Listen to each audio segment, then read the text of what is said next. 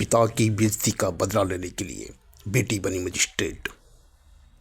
गांव रामपुर में रहने वाले राम शरण एक ईमानदार किसान थे। मेहनत और सच्चाई उनके खून में थी।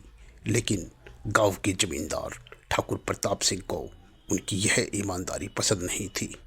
ठाकुर का गांव में दबदबा था और वह लोगों को अपने इशारों पे नचाना चाहता था। एक दिन ठाकुर ने अपनी ताकत दिखाने के लिए रामशरण की ज़मीन पर जबरदस्ती कब्जा कर लिया।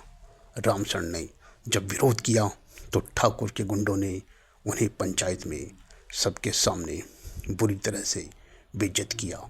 उन्होंने रामशरण को थप्पड़ मारा और अपमानित करते हुए कहा, तेरी औकात क्या है जो हमारे खिलाफ बोलेगा?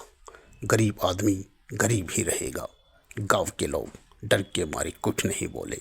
रामशरण की आंखों में आंसू थे, लेकिन उनकी बेटी सुनीता यह सब देख रही थी। उस दिन उसने कसम खाई, एक दिन मैं इतनी बड़ी अफसर बनूंगी कि ठाकुर जैसे लोग गरीबों पर अत्याचार करने से डरेंगे। सुनीता पढ़ाई में तेज थी, लेकिन हालात मुश्किल थे। रामशरण की आर्थिक स्थिति अच्छी नहीं थी, लेकिन उन्होंने अपनी बेटी को पढ़ाने के लिए दिन रात मेहनत की।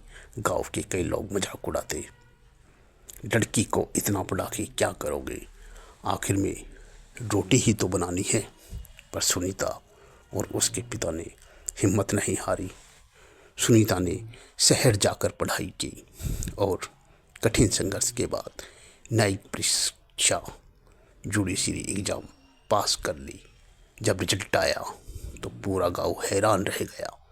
सुनीता अब मजिस्ट्रेट बन चुकी थी।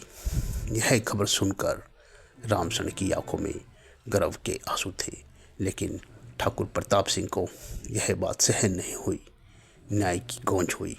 कुछ महीनों बाद सुनीता को उसी जिले में मजिस्ट्रेट बना के नियुक्त किया गया।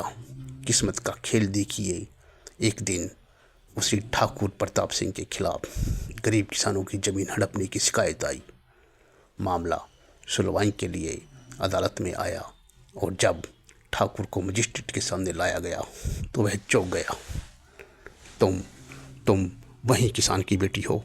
ठाकुर ने हक्के बक्के होकर कहा, हाँ, मैं वही किसान की बेटी हूँ जिसे तुमने सबके सामने बेइज्जत किया था।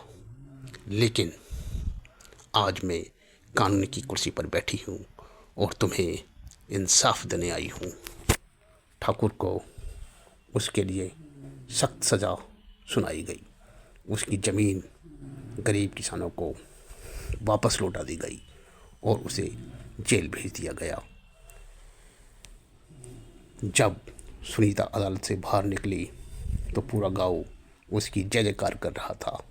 रामशरण ने गर्व से कहा, आज मेरी बेटी ने साबित कर दिया कि सच्चाई और मेहनत से हर जुल्म का जवाब दिया जा सकता है। गांव की दूसरी लड़कियां भी प्रेरित हुई और रामपुर में एक नई क्रांति शुरू हो गई। वो क्रांति थी शिक्षा और न्याय की क्रांति।